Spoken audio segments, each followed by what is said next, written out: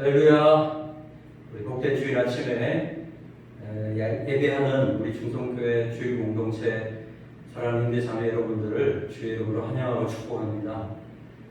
이 예배를 통해서 우리 주님께서 우리 모두에게 크신 기쁨을 주시고 또 새 힘 더하셔서 주어진 이 한 주도 그 은혜 가운데 승리하게 되기를 주의 이름으로 축원합니다. 우리 옆에 계신 분들하고 활짝 웃으면서 한번 인사하십시다. 하나님은 당신을 뜨겁게 사랑하십니다. 인사하시기 바랍니다. 하나님은 당신을 뜨겁게 사랑하십니다.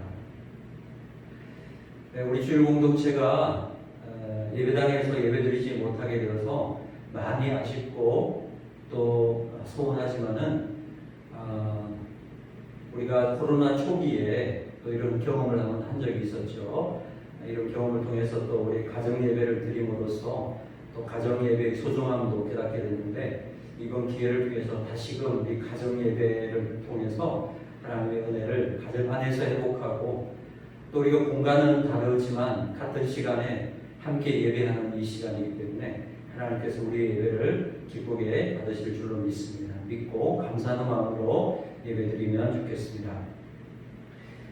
저는 오늘 본문의 말씀 가지고 에스더 강의 16번째 시간으로 소망이 삶을 새롭게 한다, 소망이 삶을 새롭게 한다라는 제목으로 하나님 말씀 전가하도록 하겠습니다.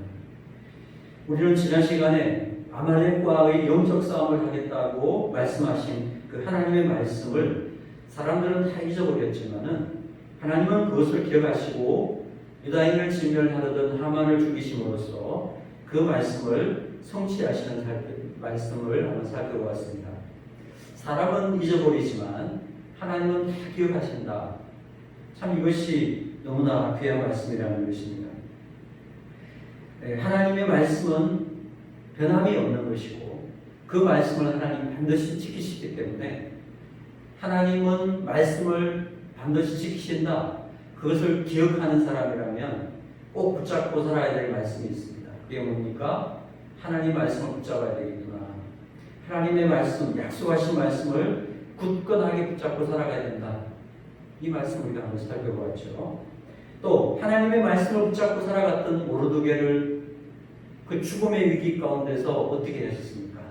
높여주셨죠. 높여주셨어요. 말씀 붙잡고 살아가는 사람들에게 하나님은 승리를 주신다. 이 말씀 우리가 기억해야 된다는 것입니다. 더 나아가서 하만의 예법을 모르드게의 세법으로 깨뜨린 것을 볼 수가 있습니다. 예수 그리스도의 십자가의 세법을 통해서 생명의 성령의 법을 통해서 우리를 살리는, 우리를 새롭게 하는 그런 하나님의 은혜가 우리 가운데 임하여 있다라는 것을 우리가 함께 또 살펴보았습니다. 자, 오늘 본문의 말씀 에스더 9장은요, 이제 어명이 시행되는 것을 기록해주고 있습니다. 그 어명이 언제 시행됩니까? 하만이 선포했던 예법, 그 예법이죠. 12월 13일, 아달월이 12월이니까 12월 13일에 유다인들을 다 진멸하라. 이것이 이제 12월 13일 날 선포되었기 때문에 그것이 이제 오늘 본문에는 실행되는 그런 말씀이 있다는 것이죠. 자, 어떻게 되었는가 한번 살펴보겠습니다. 1절에 9장 1절 중간을 한번 보시면 유다인의 대적들이 그들을 제거하기를 바랐더니 유다인이 도리어 자기들을 미워하는 자들을 제거하게 된 그날에, 이렇게 말씀하고 있죠. 도리어라는 말이 있어요. 도리어. 이 영어로는 보니까 but이라고 했어요. but. 반대가 되었죠. 반대가. But now the tables were turned. 판이 바뀌었다. 이렇게 말씀하고 있습니다.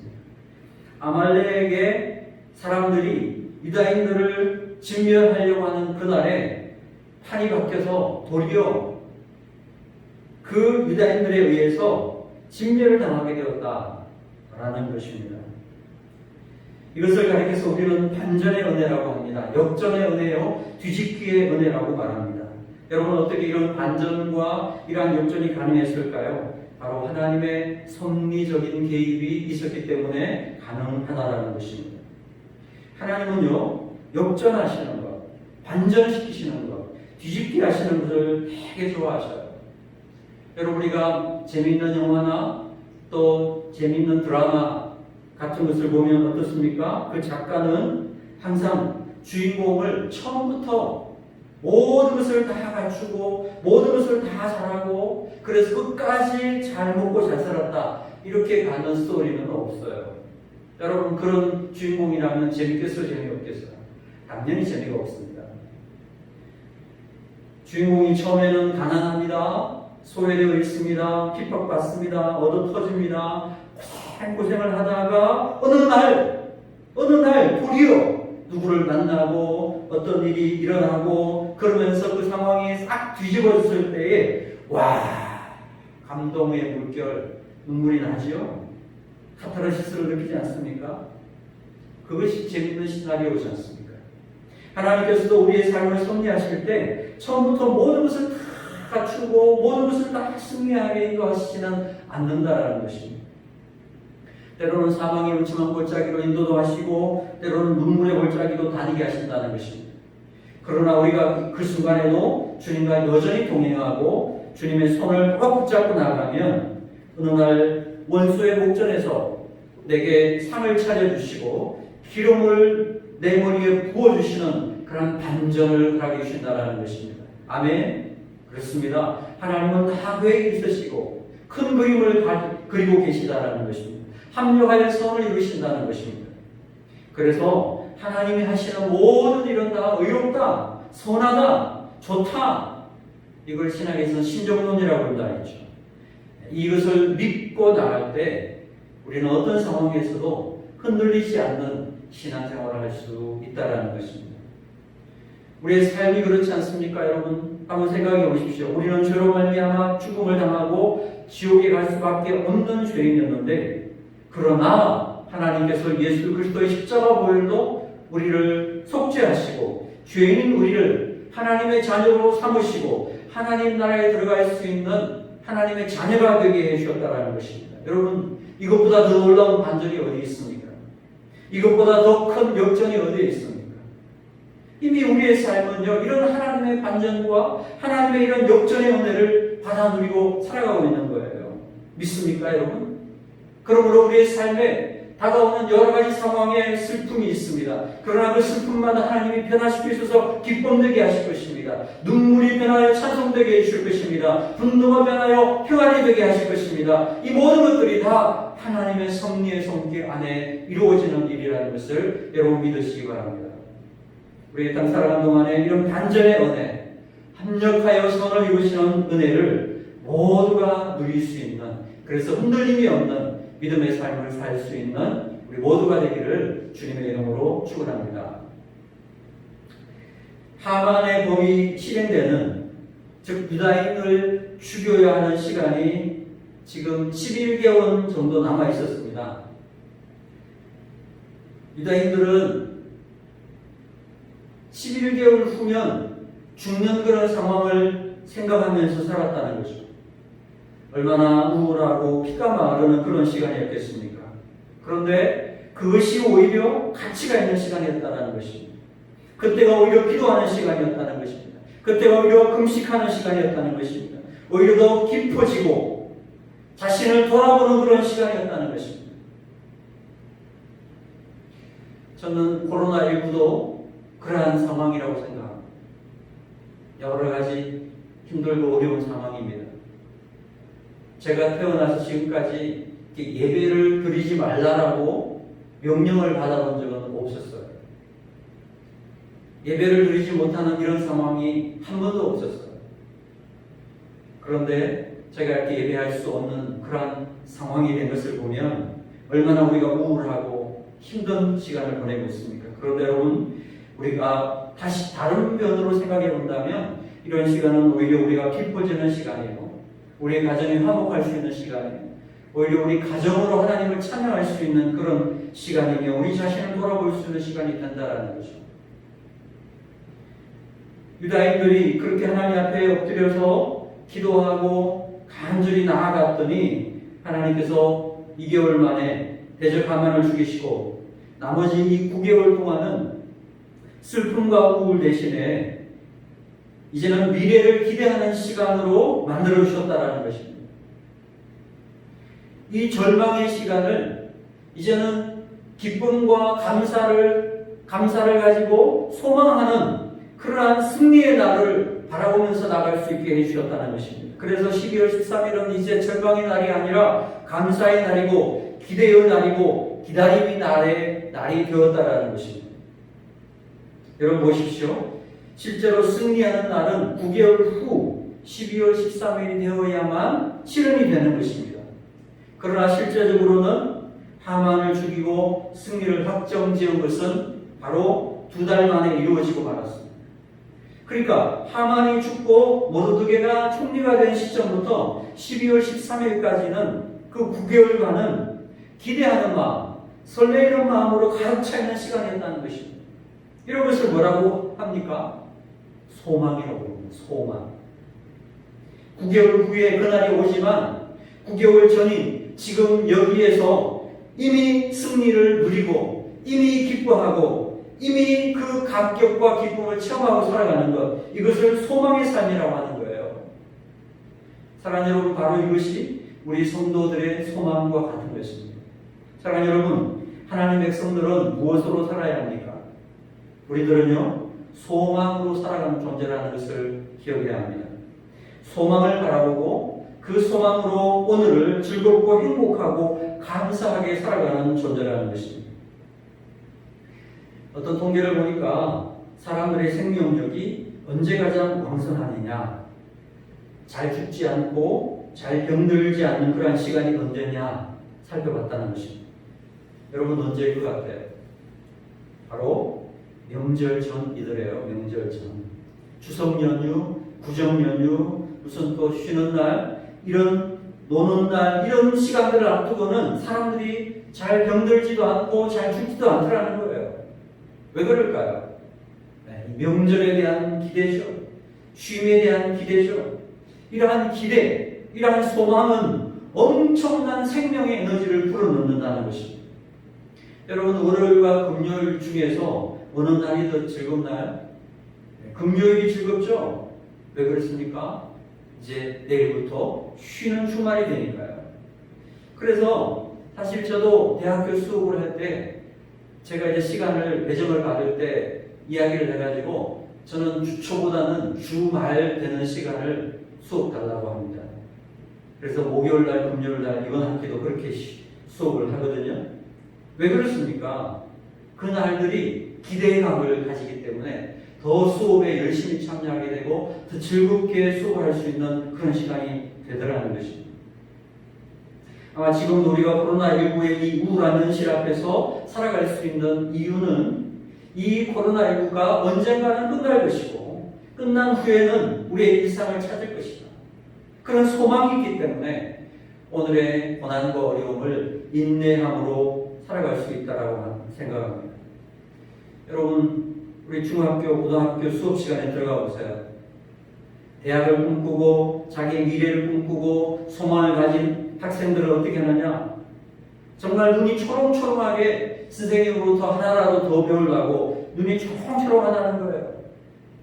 반면에 꿈도 없고 의지도 없는 그런 아이들은요, 늘 피곤해요. 늘 피곤해요. 집에서 잠 많이 자고 왔는데 학교 오면 또 졸린 거예요. 시간만 되면 수업 시간에 엎드려서 잠만 자는 거예요. 사실 잠이 오는 게 졸려서 그런 게 아니라 사실은 소망이 없기 때문에 졸리는 거예요. 사람에게 소망을 빼앗아가 버리면 다 졸게 되어 있어요. 소망이 없는 사람은 조는 것입니다. 그러나 소망을 가지고 살아가게 되면요, 아무리 몸은 피곤하고 시간은 많이 못 잤다 하더라도요, 눈이 초롱초롱한 거예요. 싱싱한 거예요. 항상 깨어있는 거예요. 사랑하는 여러분, 기독교가 뭡니까? 하늘의 소망을 이 땅에 부어주는 곳입니다. 영원한 하나님의 나라를 소망하면서 오늘을 기쁨과 감사함으로 생활할 수 있도록 우리로 싱싱하게 움직일 수 있는 그 힘을 공급해 주는 것, 이것이 우리의 신앙이라고 하는 것입니다. 유다인들은 하만의 죽음과 함께 이제는 9개월 동안요, 소망 가운데서 우울함과 좌절과 절망이 다 떠나고 즐거움과 기쁨으로 신신한 시간을 보냈다라는 것입니다. 이런 반전의 은혜를 누렸다는 것입니다. 우리 이 땅 살아가는 우리 모두들도 아직 임하지 않은 온전한 하나님 나라의 소망을 바라보면서 또 이 코로나19의 이 암울한 시간들을 이제 언젠가는 끝날 것이고 끝난 후에는 하나님의 더 큰 은혜가 우리 가운데 준비되어 있을 것이다. 이런 믿음을 가지고 오늘을 소망 가운데 싱싱하게 기쁨 가운데 생활할 수 있게 되기를 주님의 이름으로 축원합니다. 아멘. 자, 우리 9장 1절에서 4절까지 있는 말씀을 함께 공독하겠습니다. 아달월 곧 12째 달 13일은 왕의 어명을 시행하게 된 날이라 유다인의 대적들이 그들을 제어하기를 바랐더니 유다인이 도리어 자기들을 미워하는 자들을 제거하게 된 그날에 유다인들이 아수에로 왕의 각 지방 각 읍에 모여 자기들을 해하고자 한 자를 죽이려 하니 모든 민족이 그들을 두려워하여 능히 막을 자가 없고 각 지방 모든 지방관과 대신들과 총독들과 왕의 사물을 보는 자들이 모르드게를 두려워하므로 다 유다인들을 도우니 모르드게가 왕궁에서 존귀하여 점점 창대하네 이 사람 모르드게의 명성이 각 지방에 퍼지더라. 아멘. 그 다음에 나오는 이야기는 뭐냐면 하만의 10명의 아들을 다 죽이는 그런 내용이 나옵니다. 그 아이들의 이름까지 정확하게 기록해 주고 있습니다. 내용은 사실적이었다 이런 뜻입니다. 왜 죽였을까요? 하만의 자랑 중에 하나가 뭐였습니까? 자기 자녀들이 많다라는 것을 자랑했다는 거죠. 에스더서 5장 11절에 보니까 자기의 큰 영광과 자녀가 많은 것 이런 것들을 사람들 모아놓고 자랑했다는 것입니다. 내가 얼마나 아이들이 많은가 아들이 많은가 이런 걸 자랑했다는 것입니다. 하만이 그렇게 자랑하는 것들을 다 죽여버렸다는 것입니다. 여러분 자랑이 많으면 언젠가 그것을 다 빼앗기게 된다는 것을 잊지 마시기 바랍니다. 너무 뻐기고 너무 자랑하는 사람들을 보십시오. 얼마 있지 않아서 그런 것들을 다 빼앗기는 그런 모습들을 우리 역사를 통해서 배울 수가 있습니다. 그래서 자랑이 아니라 항상 자기를 낮출 줄 아는 모습이 있어야 된다는 것입니다. 하나님의 자녀들은 자기 자랑이 아니라 예수님만 자랑하고 십자가만 자랑할 수 있는 그런 주님의 백성들 되기를 주님의 이름으로 축원합니다. 자, 이제 시간이 흘러서 12월 13일 그날이 되었다는 겁니다. 본문에 보면 그날 벌어진 일에 대해서 두 부분으로 구분해서 설명을 해주고 있습니다. 하나는 페르시아의 수도인 수산성에서 벌어진 일이고 다른 하나는 전국 127개 도에서 벌어진 그러한 일을 기록해주고 있습니다. 12월 13일 날 아말렉 족속들을 진멸하게 되는데 하만의 10아들을 포함해서 수산성 안에는 500명의 아말렉 사람들을 죽였다는 것입니다.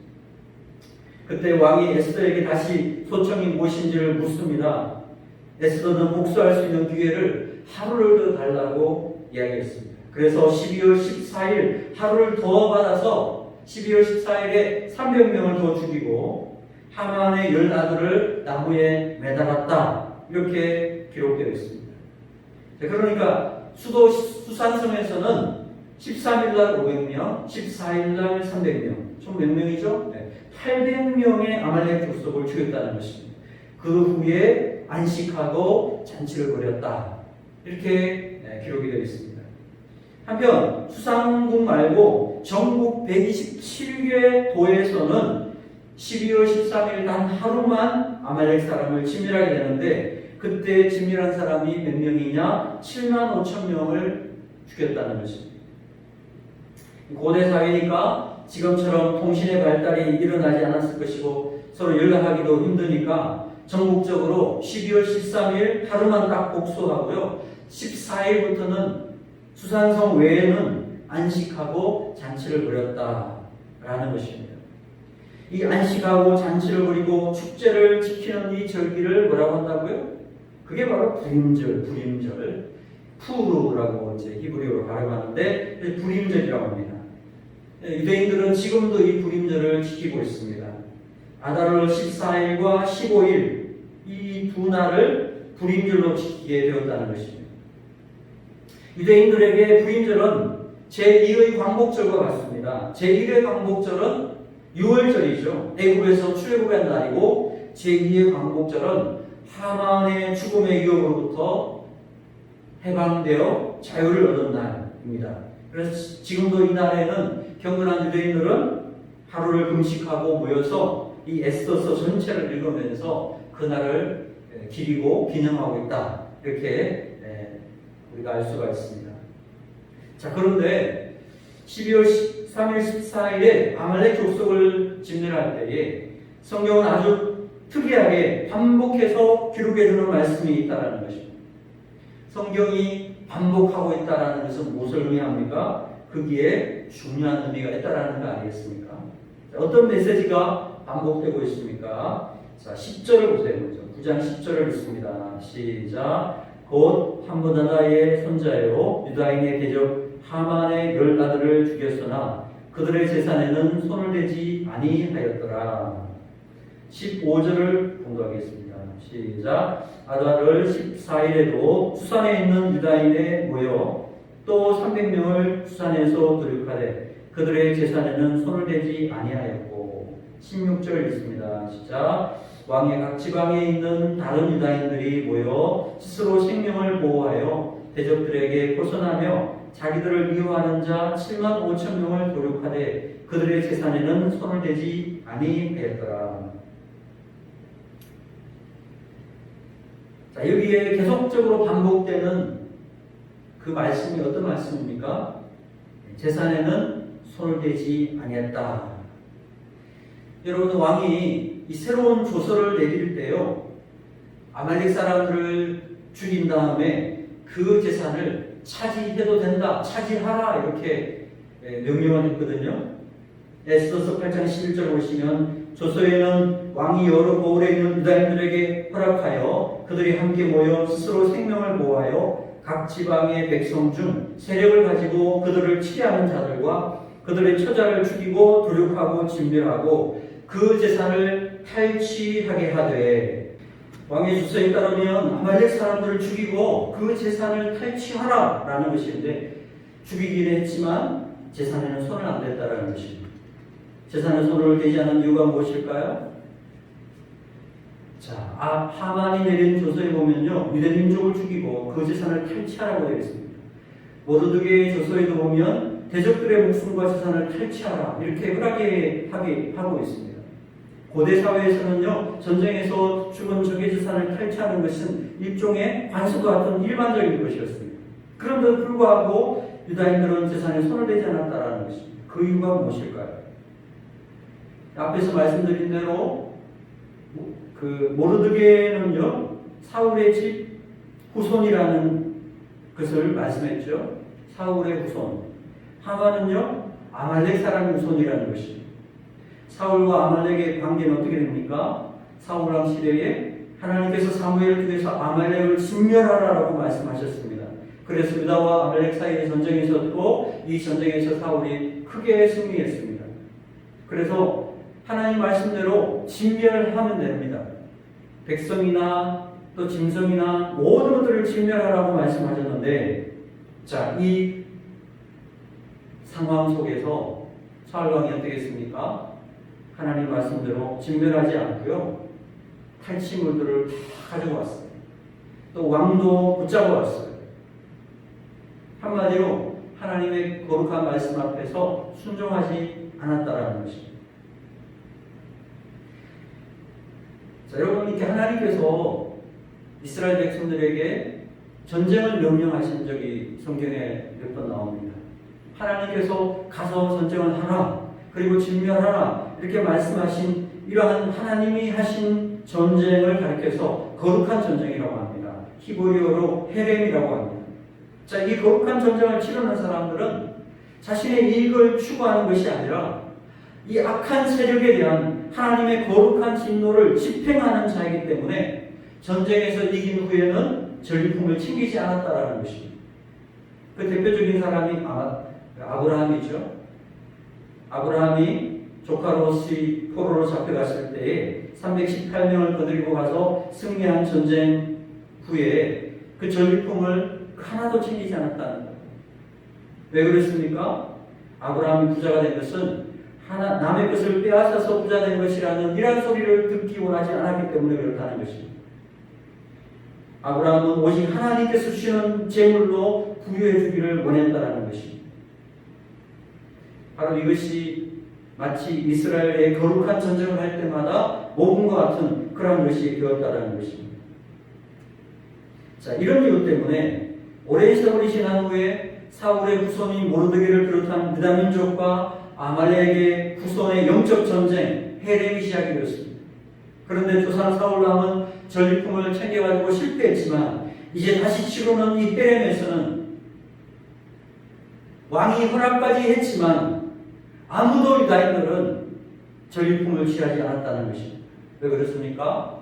이전의 실패를 반복하지 않겠다. 이것은 하나님이 악에 대한 심판, 이것은 해렘이다. 이것은 거룩한 전쟁이기 때문에 나의 이익을 추구하기 위한 것이 아니라 하나님의 진노를 보여주기 위한 것이다라는 것을 분명히 보여주기 위한 메시지였다라는 것입니다. 사랑하는 여러분도 하나님 이 땅 살아가는 동안에 하나님 주신 전쟁에서 승리를 하고 난 후에 우리에게 찾아오는 여러 유혹이 있을 수 있다라는 것입니다. 그 유혹의 본질에는 우리에게 찾아오는 많은 욕심이 있다라는 것입니다. 욕심은 엄청난 유혹이라고 할 수 있습니다. 성경은 말씀합니다. 욕심이 죄가 죄를 낳고 죄가 장성하면 사망을 낳는다고 했습니다. 욕심을 제한할 수 없다면 우리는 온전한 승리할 수 없다라는 사실을 기억해야 됩니다. 여러분, 물고기가 제일 좋아하는 것이 지렁이라고 합니다. 그런데 그 지렁이가요, 미끼가 된다면 어떨까요? 물고기가 무는 순간 죽는 것입니다. 욕심 때문에 지렁이만 보게 되면 지렁이 모양을 하고 있는 그 미끼만 물게 되면 물고기는 그냥 죽는 거예요. 그래서 욕심에 이끌리면 정말 보이는 게 없어진다는 것입니다. 아말렉 족속을 멸하는 것은 하나님의 약속의 성취였습니다. 그러나 제사를 탈취하는 것은 하나님의 약속은 아니었죠. 욕심일 수 있었다는 것입니다. 그렇기 때문에 이런 욕심을 다 내려놓고 일절 손대지 않음으로써 한없이 그 욕심을 제한하고 제어함으로써 온전한 승리, 온전한 해렘, 거룩한 전쟁에서 승리할 수 있었다라는 것입니다. 우리도 마찬가지입니다. 하나님 백성들이 성공하고 승리했을 때 옆에 있는 사람들이 저 사람은 누가 뒤를 봐줘서 잘 된 거야. 이런 이야기를 들으면 여러분 굉장히 회개해야 됩니다. 치욕스럽게 생각해야 됩니다. 누가 뒤를 봐줘서 누가 특혜를 줘서 이런 말 들으면 안 됩니다.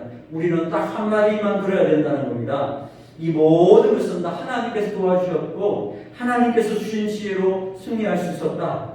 저 사람은 하나님이 함께하는 사람이야. 이런 소리를 들을 수 있어야 된다는 것입니다. 그러므로 우리는 늘 영적으로 경계해야 됩니다. 탈취물에 정신이 팔리지 않도록, 재물에 우리의 마음이 빼앗기지 않도록, 우리의 육신의 정욕을 따라 살아가지 않도록, 하나님보다 더 높은 곳에 욕심을 올려놓지 않도록 항상 영적으로 깨어 있어야 된다는 것입니다. 우리가 지금보다도 하나님이 부어주시는 것들을 누리게 되고 승리하게 될 때 우리에게 주신 하나님의 그 큰 승리와 영광을 우리가 얻게 되었을 때에 우리도 모르게 욕심에 이끌리지 않도록 오직 주님만이 나의 주님이 되신다라고 고백하는 분명한 신앙 고백이 우리 가운데 있어야 된다는 것입니다. 우리 이 땅 살아가는 동안에 하나님께서 주신 승리 후에 오는 이 욕심의 유혹을 이기고 우리 모두가 믿음으로 승리할 수 있는 저희 삶이 되기를 주 예수님의 이름으로 축원합니다. 아멘. 기도하겠습니다. 하나님 아버지, 오늘도 귀한 주님의 말씀을 통해서 우리의 영혼을 새롭게 해주시니 감사합니다. 이 땅 살아간 동안에 우리가 여러 가지 욕심의 유혹을 만날 때가 있습니다. 그럴 때마다 그 욕심의 유혹을 떨쳐버리고 그 욕심의 유혹을 절제하고 온전히 하나님만 바라볼 수 있는 저희가 되도록 인도하여 주시옵소서. 또한 하나님, 참으로 하나님께서 약속하신 그 말씀은 반드시 지키시고 하나님 그 약속을 성취하시는 하나님, 그리고 그 어떠한 상황에 있더라도 그 상황을 변화시키시고 역전시키시는 하나님이신 것을 우리가 확실하게 기억하게 하시고, 그래서 그 하나님 온전히 신뢰하고 바라볼 수 있는 저희 믿음이 되도록 인도하여 주시옵소서. 귀한 말씀 중에서 우리에게 주신 은혜를 감사하고 예수 그리스도 이름으로 간절히 기도하옵나이다. 아멘.